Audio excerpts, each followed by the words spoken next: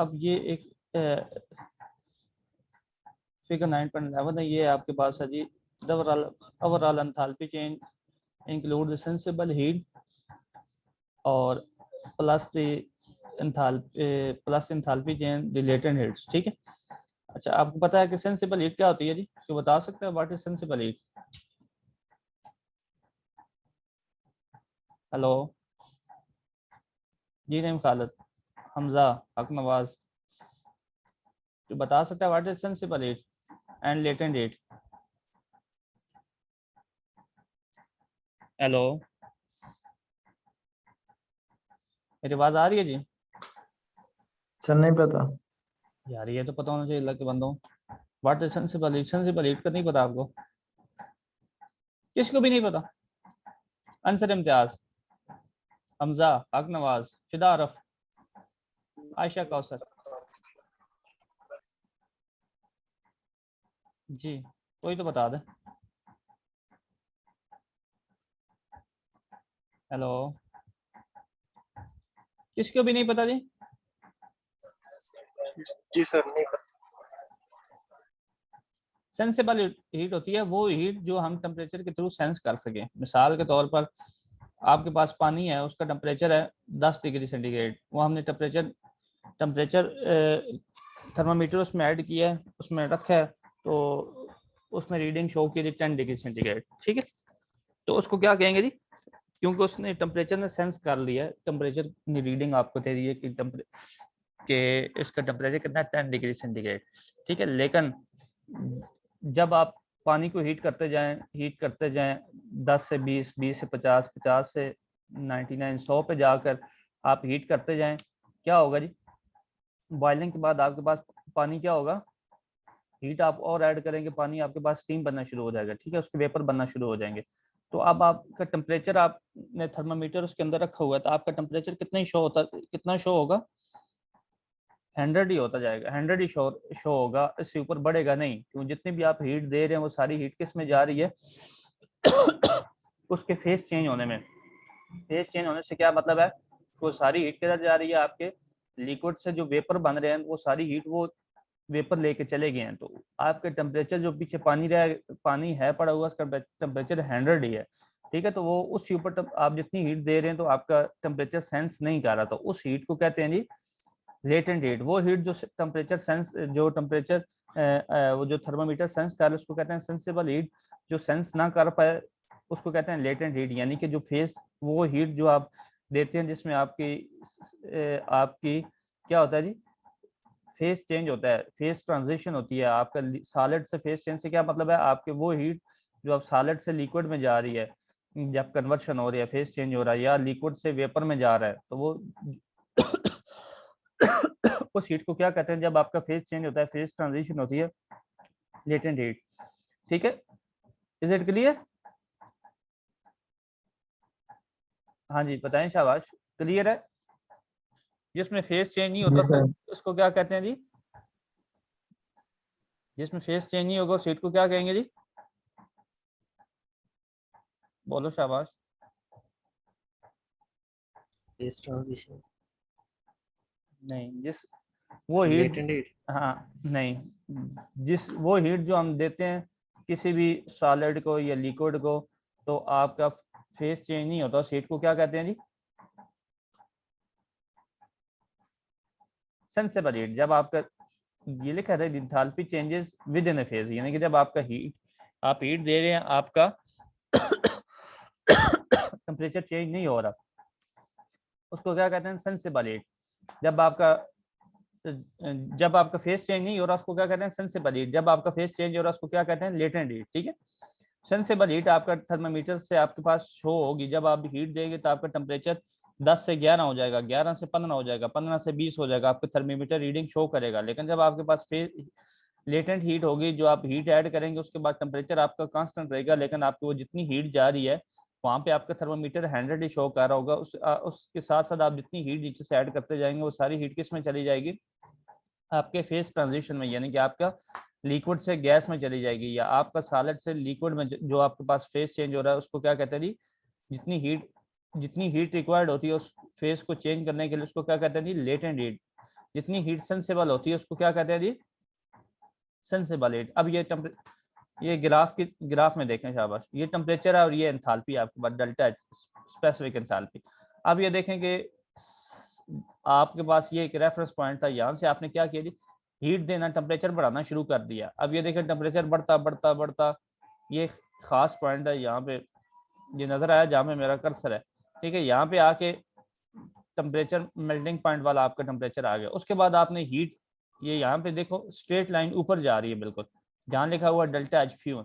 इसका क्या मतलब है, यहाँ पे हीट तो आप दे रहे हैं लेकिन आपके पास टेम्परेचर आगे बढ़ नहीं रहा, नजर आ रहा है जी, जहाँ लिखा है डेल्टा एच फ्यून, ठीक है। यहाँ से आपके पास स्ट्रेट लाइन ऊपर जा रही है, इसका मतलब है यहाँ से आपका टेम्परेचर नहीं बढ़ रहा लेकिन आपके पास हीट बढ़ रही है, आपका एंथैल्पी बढ़ रही है। तो इस हीट को क्या कहते हैं,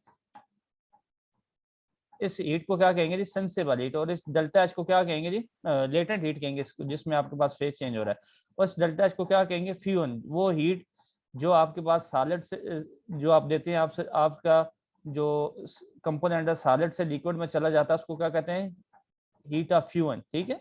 जो हीट आप देते हैं आपका सॉलिड लिक्विड से, सॉलिड लिक्विड में चला जाता है, फेज चेंज हो जाता है, उसको हीट को क्या कहते हैं, डेल्टा एच फ्यून। उसी तरह आप देखें यहाँ से आपके पास फिर आपके पास लिक्विड आ गया अगला रीजन, ठीक है। इस रीजन में आप देखेंगे आपका टेम्परेचर बढ़ता बढ़ता बढ़ता बढ़ता टी वेपराइजेशन तक आ गया, ठीक है। यानी कि आपको समझे कि आपके पास टेम्परेचर 100 हो गया, ठीक है। अब आपके पास यहाँ से देखो कि आपका टेम्परेचर अभी फिलहाल बढ़ नहीं रहा, यहाँ से आपके पास बिल्कुल स्ट्रेट लाइन सीधी ऊपर जा रही है, तो उसको क्या कहेंगे, डेल्टा एच वेपराइजेशन, ठीक है। यानी कि यहाँ से आपके पास हीट तो आप दे रहे हैं लेकिन आपका टेम्परेचर बढ़ नहीं रहा। ये जितनी आप हीट देते जा रहे हैं, ये हीट किस में जा रही है, सारे फेज चेंज में हीट इस्तेमाल हो रही है, ठीक है। सारी हीट आपके पास क्या हो रही है, लिक्विड से वेपर में जाने के लिए सारी हीट इस्तेमाल हो रही है। जब ये एंड पॉइंट यहाँ पे आ जाएगा तो फिर आप देखें कि आपके पास रीजन कौन सा शुरू होगा, गैस। फिर आपने हीट दी, टेम्परेचर आपका बढ़ रहा है, ये नजर आ रहा है, ठीक है। क्योंकि यहाँ से अब आपके पास सारी स्टीम आ रही है, अब स्टीम का टेम्परेचर बढ़ रहा है, ठीक है। गैस का टेम्परेचर बढ़ रहा है, यहाँ पे आपके पास फेज चेंज नहीं हो रहा, ठीक है। जहाँ भी आपके पास फेज चेंज हो रहा है वहाँ पे आपके पास टेम्परेचर रिमेन्स कांस्टेंट, ठीक है। आप ये देखें वहाँ पे आपके पास स्ट्रेट लाइन नजर आ रही है, टी वेपोराइजेशन पे भी और टी मेल्टिंग पे भी। जहाँ आपके पास स्ट्रेट लाइन नजर आ रही है इट मीन कि वहाँ आपके पास फेज चेंज हो रहा है। जहाँ आपके पास टेम्परेचर बढ़ रहा है वहाँ आपके पास क्या है जी, वो हीट कौन सी होगी, सेंसिबल हीट होगी, वहाँ पे आपका टेम्परेचर बढ़ रहा होगा लेकिन फेज चेंज नहीं हो रहा होगा। Is it clear, is there any question about latent heat, sensible heat, phase change, fuel, vaporization? बोले शाबाश। हेलो,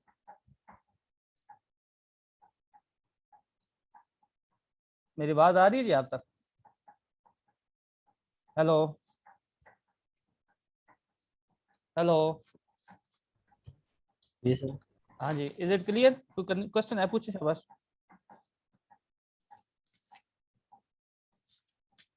हेलो, क्लियर है।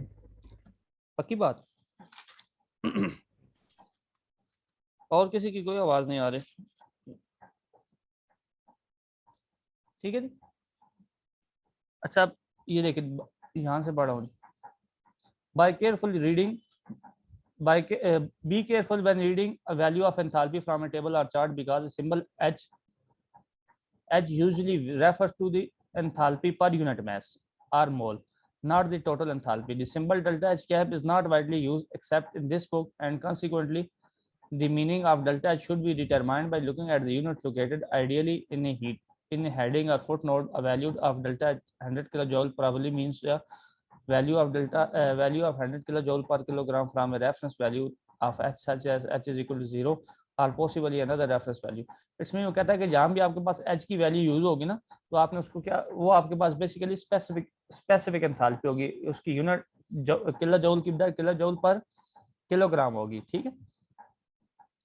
तो कहते हैं ये आपने चीज कीप इन माइंड रखनी है, ठीक है। उसके बाद आपके पास क्या जी, enthalpy equation 9.11 is not valid if a phase change occur. 9.11 कौन सी आपके पास इक्वेशन थी, ये पिछले लेक्चर में भी हम देखा कि ये आपके पास जो इक्वेशन आप फाइंड करते हैं डेल्टा एच, तो this equation is only for this equation can not be used for phase change, ठीक है। ये आपके पास ओनली किसके लिए, आपके पास फेज चेंज जब आपके पास होगा तो आप ये इक्वेशन यूज नहीं कर सकेंगे, इक्वेशन 9.11 तो यही कह रहा है जी, ठीक है। The enthalpy associated with the phase change must be included to get the overall delta H. क्या था वो आपके पास सिंपल, आपके पास जब आपके पास सेंसिबल हीट होगी तो वो आप एंथैल्पी कैलकुलेट कर पाएंगे, लेकिन जब आपके पास फेज चेंज हो रहा है तो वो आप इक्वेशन यूज नहीं करेंगे, तो उसमें आप बल्कि एक और आगे इक्वेशन का कोई पार्ट होगा जो आप ऐड करेंगे, जैसे आपके पास फेज चेंज वाली हीट डेल्टा एच आएगा तो वो टोटल डेल्टा एच आपके पास निकल आएगा, sensible heat plus latent heat.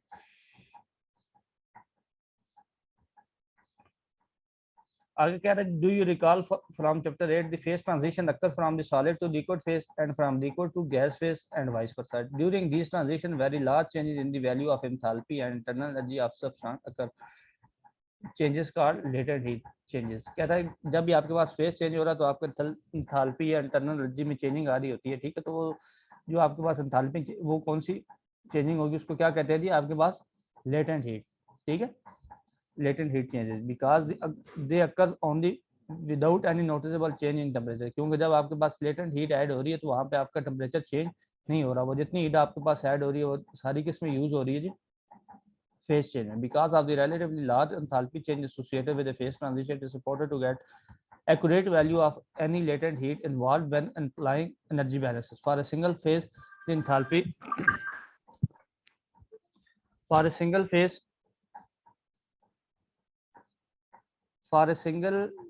the enthalpy varies as a function of temperature as illustrated in equation in figure 9.11। तो ये कहता है जब आपके पास सिंगल फेज होगा तो आपके पास किस तरह एंथैल्पी चेंज हो रही है, ये आपके पास फिगर 9.11 में आपको शो किया गया। ये देखें जब आपके पास सॉलिड है तो आपके पास टेम्परेचर बढ़ है, ऑलमोस्ट आपकी जो डेल्टा चली थोड़ा बहुत उसमें स्लाइटली चेंज आ रहा है, लेकिन जब आपके पास फेज चेंज हो रहा है तो आपके पास डेल्टा एच में ह्यूज चेंज आ रहा है, वो आपको नजर आ रही है कि यहाँ से आपके पास स्ट्रेट लाइन सीधी ऊपर चली गई, टेम्परेचर रिमेंस कांस्टेंट। फिर इसी तरह लिक्विड रीजन में आ गया, वहाँ पे आपके पास टेम्परेचर चेंज हो रहा है स्लोली, ठीक है। फिर आपके पास एक पॉइंट आ रहा है वेपोराइजेशन पॉइंट, टी वेपोराइजेशन, वहाँ पे आपके पास टेम्परेचर रिमेंस कांस्टेंट और फेज चेंज आपके पास लिक्विड से गैस में चला गया, वहाँ से आपके पास सारे वेपर बन गए। जब आपके पास वेपर सारे बन गए तो वहाँ से आपने फिर हीट किए तो आप गैस रीजन में एंटर हो गए, तो आपके गैस रीजन का टेम्परेचर बढ़ा है, ठीक है, स्टीम का टेम्परेचर आपके पास बढ़ा है। कहता है enthalpy change that takes place within single phase are called sensible heat changes, ठीक है। तो ये आपके पास चीजें ये आपको पता होना चाहिए, ये ऑब्जेक्टिव पूछा जा सकता है जी कि जब एंथैल्पी चेंज आपके पास क्या है जी, एंथैल्पी चेंज हो रही है जिसमें फेज चेंज नहीं हो रहा तो क्या कहेंगे, सेंसिबल हीट चेंजेस, ठीक है। कहता है the enthalpy changes for a common specific phase transition are term heat of fuel, ठीक है, डेल्टा एच फ्यूल। इसका क्या मतलब, हीट ऑफ फ्यूल कौन सी होती है जी, बोले शाबाश। सॉलिड से लिक्विड। हाँ, जो हीट आप ऐड कर रहे हैं वो सॉलिड से आपके सॉलिड को लिक्विड में कन्वर्ट करें, उसकी हीट को, वो हीट जो फेज चेंज हो रही है या उस हीट को जो सॉलिड से आपके लिक्विड में कन्वर्शन करवा रही है उसको क्या कहते हैं, फ्यूल।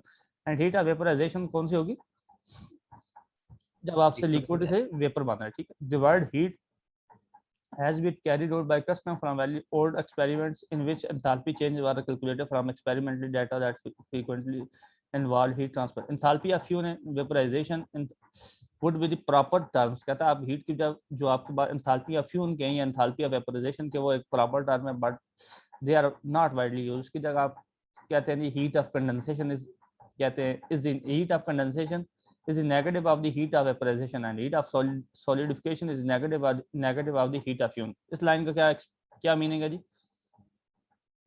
बता सकते हैं। हीट ऑफ कंडेंसेशन क्या होती है, heat of condensation is negative of the heat of vaporisation. क्या मतलब है जी इसका, सर जितनी हीट वेपोराइजेशन के लिए चाहिए अगर उतनी निकाल देंगे, यानी कि उतना ही उसको कूल करेंगे तो कंडेंस तो उसको क्या कंडेंस हो कहेंगे जी, जाएंगे। कंडेंसेशन, ठीक ठीक है। जितनी heat negative of heat of fusion, ठीक है, यानी कि जितनी हीट आप ऐड करेंगे वो वेपर माने तो इतनी हीट निकालेंगे वो क्या होगा, वापस वेपर से लिक्विड में कंडेंस होना शुरू होगा। और इसी तरह इसका क्या मतलब है, यानी heat of solidification is the negative of the heat of fusion. What is the meaning of this term, this line, तो जितनी हीट सॉलिड को मेल्ट करने में लगेगी उतनी अगर उससे निकाल दूं लिक्विड से तो वो सॉलिड बन जाएगा। ठीक होगा, बिल्कुल एग्जैक्ट। ठीक है, heat of sublimation is the enthalpy change from solid directly to vapour. Heat of sublimation क्या होता है जी? सॉलिड से लिक्विड में ना जाए डायरेक्ट ही हाँ, तो वेपर बन जाए। वो जितनी हीट आप दे रहे हैं उसको क्या कहते हैं? Heat of sublimation. ठीक है, the overall specific enthalpy change of a pure substance as illustrated in figure 9.11 जो आपका भी डिस्क्राइब की can be formulated by summing the कहता है ओवरऑल स्पेसिफिक एंथैल्पी आप किस तरह कैलकुलेट करेंगे? आप क्या करेंगे? सेंसिबल हीट और लेटेंट हीट की जो एंथैल्पीज हैं फ्रॉम इनिशियल से फाइनल स्टेट तक, ठीक है, जहां तक आपके पास जा रही है, तो आपने क्या करना है? उनको ऐड कर लेना है। ठीक है, अब ये देख लेते हैं और आप enthalpy delta H equal to delta H T, इनकी जो आपका फाइनल टेम्परेचर है जहां पे आपने रोक दिए हीट देना, वो final temperature minus heat reference जहाँ से आपने स्टार्ट किया है। ठीक है, अब ये देखेंगे पहले आपके पास क्या है जी? टी रेफरेंस से टी फ्यून। ठीक है, वहाँ आपके पास आ गया C P solid D T. अब ये देखें कि उसमें इक्वेशन जो पीछे हमें दी थी ना, उसमें कहा था ये इक्वेशन जो है आपके पास 9 पॉइंट कौन सी 5 थी शायद, 9.11 कहता है ये जो आपके पास इक्वेशन है ना, तो ये आपके पास आपने कब यूज करनी है? जब आपके पास सेंसिबल हीट होगी, तो आपके पास फेस चेंज नहीं हो रहा, फेस चेंज नहीं हो रहा होगा। तो यहाँ पे ये देखें ये जो लाइन आपके पास सॉलिड वाली टोटल लाइन है, तो यहाँ पे आपके पास फेस चेंज नहीं हो रहा, तो यहाँ पे आप इक्वेशन कौन सी यूज करेंगे? ये फॉर एग्जांपल इसका जो स्टार्टिंग पॉइंट है इसको टी रेफरेंस कहते हैं, टी रेफरेंस से टी मेल्टिंग तक, तो आपके पास फेस चेंज नहीं हो रहा, तो यहाँ पे आप क्या यूज करेंगे? C P D T. ठीक है, ये देखें टी रेफरेंस से टी फ्यून तक, ठीक है, टी फ्यून तक, जहाँ पे आपका वो क्या कहते हैं, सॉलिड से आपके पास लिक्विड में जा रहा है। ठीक है, मेल्टिंग में, मेल्टिंग वाले को उसको क्या कहते हैं जी? टी फ्यून। ठीक है, तो C P solid C P D T आ गए। ठीक है, उसके बाद आपने क्या करना है? Delta H enthalpy change at T फ्यून। ठीक है, तो यानी कि ये आपके पास जो डेल्टा एच है ना, ये वाला, यहाँ पे आपके पास जो एंथैल्पी चेंज हो रही है यानी कि टी फ्यून डेल्टा एच फ्यून वाली। ठीक है, ये स्ट्रेट लाइन। ठीक है, उसके बाद आपके पास आ जाएगा लिक्विड वाले रीजन की, वो देख लेते हैं इसमें क्या लिखा है। वो भी सेम आप, क्योंकि यहाँ पे आपके पास लिक्विड रीजन में आपके पास फेस चेंज नहीं हो रहा, तो आपने टी फ्यून से टी वेपोराइजेशन लिख लेने। तो फ्यून की जगह अगर आप मेल्ट भी लिख लें तो कोई हर्ज नहीं है। ठीक है, क्योंकि अब यहाँ पे इसमें मेल्टिंग का वर्ड यूज किया, तो आप मेल्टिंग भी लिख लें तो कोई इशू नहीं है। ठीक है, क्योंकि यहाँ पे आपके पास मेल्टिंग से आप लिख दें मेल्टिंग से टी वेपोराइजेशन। ठीक है, तो यहाँ लिख दें टी मेल्टिंग से टी वेपोराइजेशन लिख दें, या टी फ्यून से टी वेपोराइजेशन। तो यहाँ पे आपके पास फेस चेंज नहीं हो, तो आप क्या लिखेंगे? C P of liquid D T. यहाँ पे सॉलिड था तो आपने सॉलिड लिख दिया। ठीक है, ये इसने सारा लिख लिया। ये अब आपके पास क्या है जी? ये उसने पहली जो टर्म जो लिखी उसने कहा ये सॉलिड के लिए है, उसके बाद आपके पास मेल्टिंग के लिए, उसके बाद तीसरी प्लस जो आप अभी हमने किया ये सेंसिबल हीट ऑफ लिक्विड की है। उसके बाद आपने क्या करना है जी? वेपोराइजेशन किया। ठीक है, ये आप देख लेंगे यहाँ पे अब आपका टी वेपर्स बन रहे हैं, तो यहाँ पे ये डेल्टा एच वेपोराइजेशन आपके पास। ठीक है, तो यहाँ पे जितनी आप हीट दे रहे हैं वो डेल्टा एच वेपोराइजेशन। ठीक है, एट टी वेपर्स। ठीक है, एट वेपोराइजेशन टेम्परेचर पे आपके पास डेल्टा एच कितनी है। ठीक है, प्लस आपके पास आप गैस रीजन बन गया, तो गैस रीजन में आपके पास टेम्परेचर चेंज नहीं हो रहा, अगर C P vapour D T. ठीक है, जब भी आपके पास फेस चेंज नहीं होगा तो आपने integral of C P D T आपने यूज करना है। ठीक है, अब आप देखेंगे टी वेपर से, अब ये देखें यहाँ पे पास टी वेपराइजेशन था, तो इससे आगे आपका कंटिन्यू जा रहा है, तो उसने जनरल लिख दिया टी, जहां तक अब आपके पास टेम्परेचर फाइनल जो भी आपके पास स्टेट आएगी वहां तक आपके पास टेम्परेचर आ जाएगा टी। ठीक है, C P vapour D T. तो इस इक्वेशन की समझ आ गई जी? कंफ्यूजन है पूछें?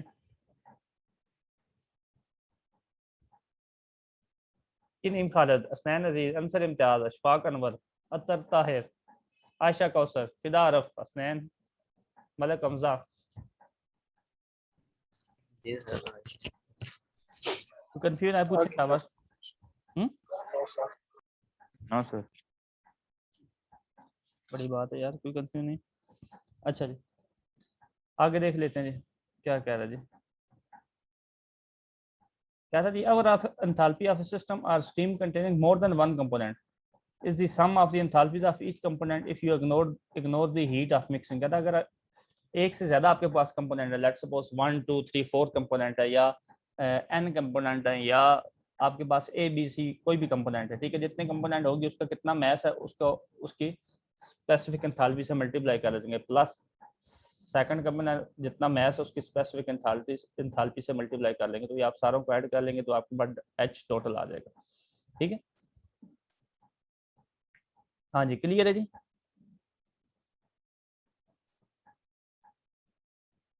Is it clear? ओके हो गया,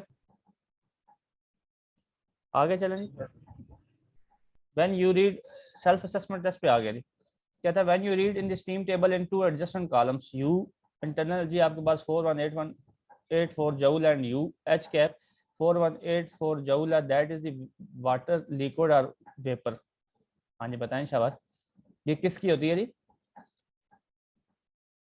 वाटर की होती है, ठीक है ना।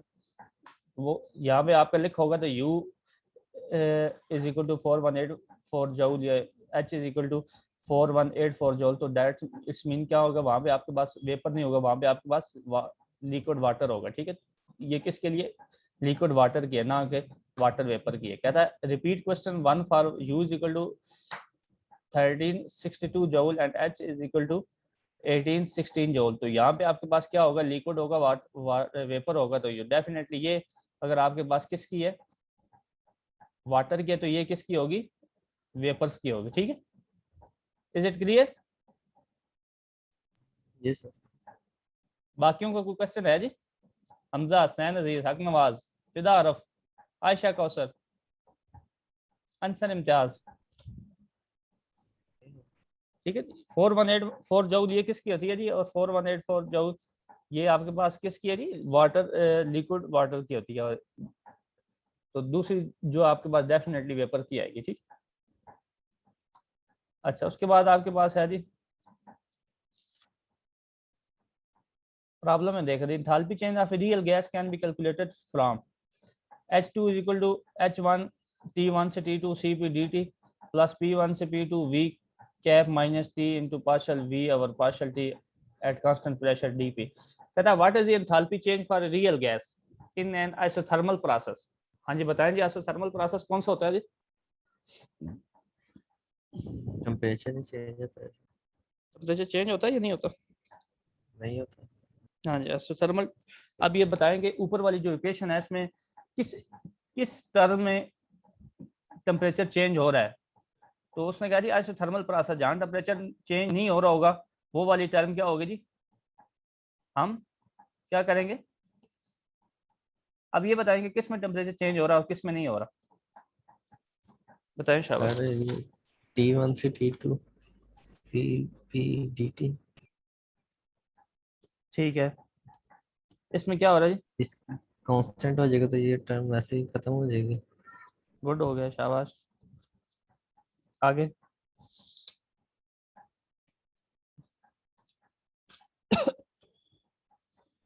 ठीक है, अब ये देखना स्पेशल इसका यहाँ कर लेते हैं।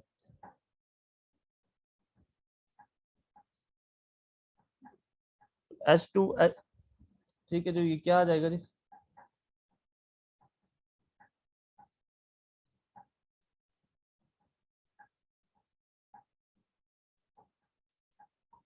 तो पहली टर्म कौन सी आपके पास? T1 से T2, एक मिनट यहाँ जनरल क्वेश्चन लिख लेते हैं। T1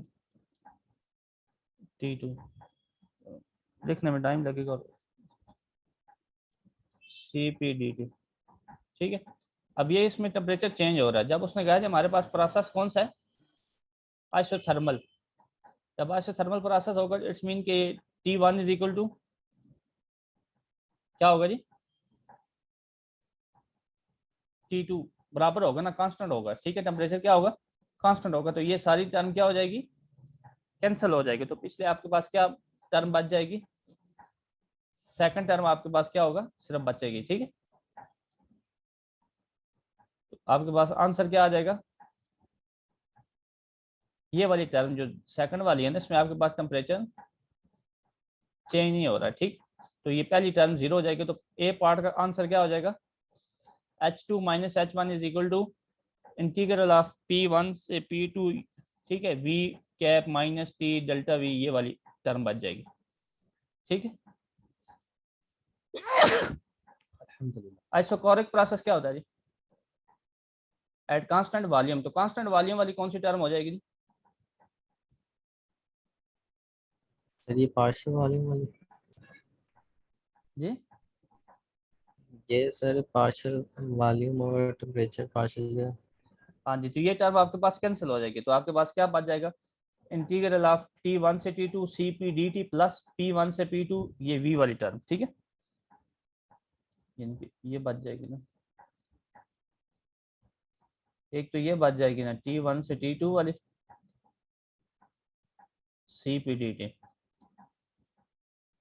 plus integral of P1 से P2, ठीक है, V कैप dP, ठीक है। तीसरी वाली टर्म में आपके पास वॉल्यूम चेंज हो रहा है क्योंकि पार्शियल भी है ना, इसका मतलब वॉल्यूम चेंज हो रहा है, तो आपके पास वो टर्म क्या हो जाएगी? जीरो, तो आपके पास ये आंसर बच जाएगा, ठीक है। फॉर किसके लिए? For isochoric process. और आइसोबैरिक में क्या होगा जी? आइसोबैरिक प्रोसेस किस में टेम्परेचर चेंज हो रहा है, किस में प्रेशर चेंज हो रहा है, किस में नहीं हो रहा चेंज?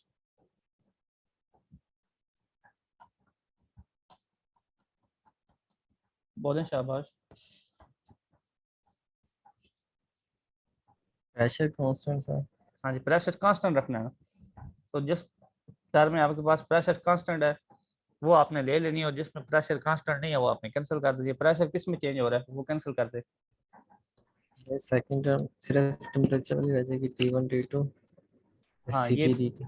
हाँ ठीक हो गया। तो आपके पास जो है सेकंड टर्म है उसमें क्या बच जाएगा? ये वाली सिर्फ पहली जो टर्म है ना, ये आपके पास, इसमें आपके पास क्या है जी?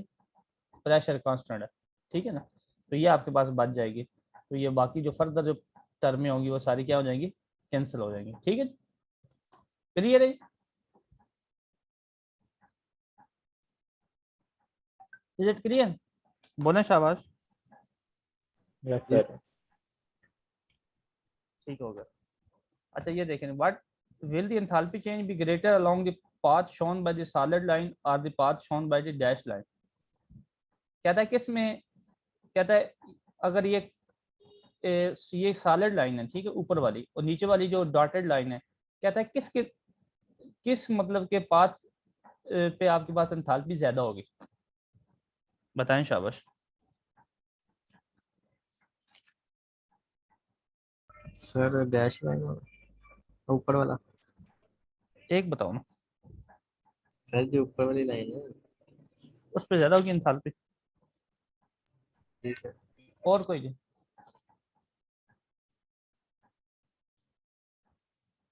और कोई बता सकता है जी फिदा आरफ, हक नवाज?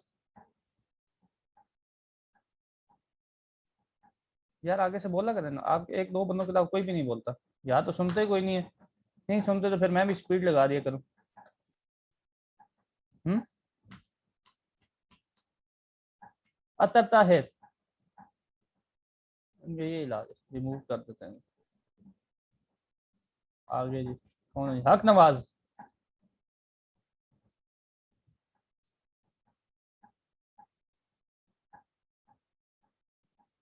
आगे कौन है जी? हमजा।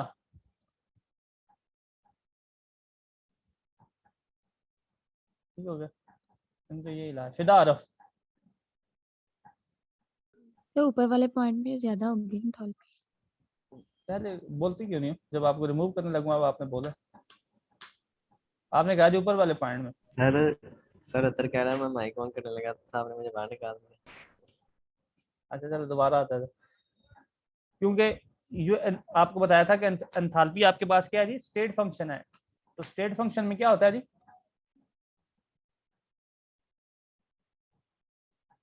हाँ जी, enthalpy state function, state function के की टर्म से आपके पास क्या लगता है, तो कि डॉटेड वाली ज्यादा होगी या सॉलिड लाइन वाली ज्यादा होगी?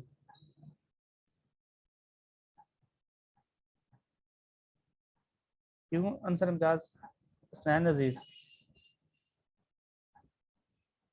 हेलो, बोलो शाबाश।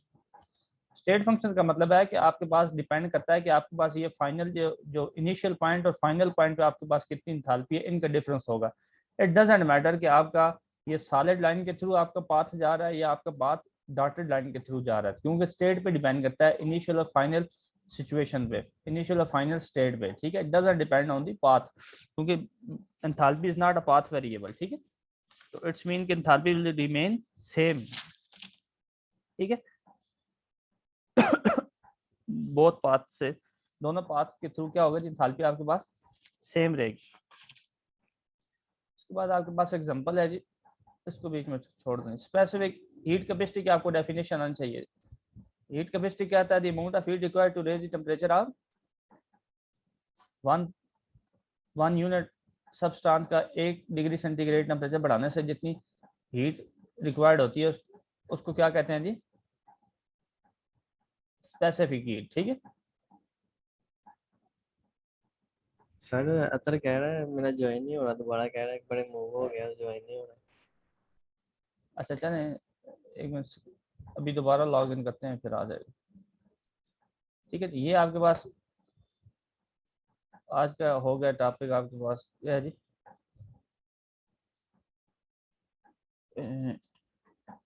ये यानी कि एंथैल्पी का पार्ट 2, ठीक है। मैं शेयर इसको करता हूँ, कैंसिल कर रहा हूँ, दोबारा आपने लॉग इन होना है, ठीक है। तो फिर हमने करना है इसको, एक एग्जांपल को थोड़ा डिस्कस करके फिर इसको वाइंड अप कर देंगे, ठीक है जी। ठीक है, मैं इसको एंड करने लगा हूँ जी।